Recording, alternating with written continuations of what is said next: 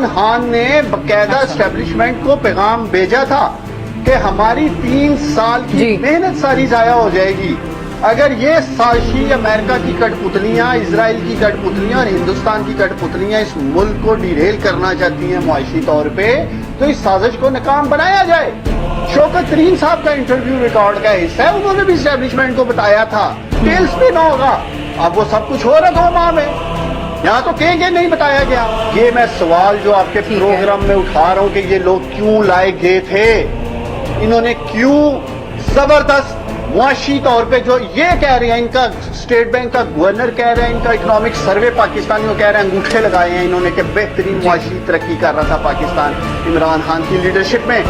یہ سوالات ان کا پیچھا کریں گے، وہ کون تھا جو ان کو لے کے آیا تھا، وہ کون تھا جس نے ان نالائکوں کو، ان چوروں کو، ڈاکوؤں کو، لٹیروں کو مسلط کیا۔ ان سے میں پوچھتا ہوں، پچھلے مہینے مئی میں 2.67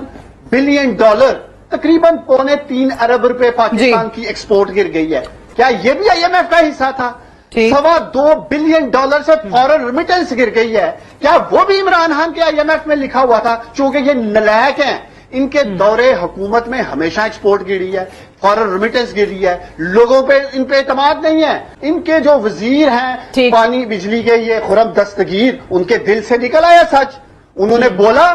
کیونکہ اکتوبر میں آرمی چیف کی تبدیلی تھی، اس بڑی تبدیلی کے ساتھ جڑا تھا یہ سارا پلان، کیونکہ 100 ججز آنے تھے نئے، ان ججز نے آ کے میرٹ پہ ان کے فیصلے کرنے تھے اور ان کو سزائیں ہونی تھی۔ چورا چکاری جو اس ملک میں یہ کر رہے تھے، نہل ہونا تھا انہوں نے، اس لیے ہم سب چکے چور ڈاکو لٹیرے نہل نلائق مل گئے اور ہم نے عمران خان کو فارغ کیا۔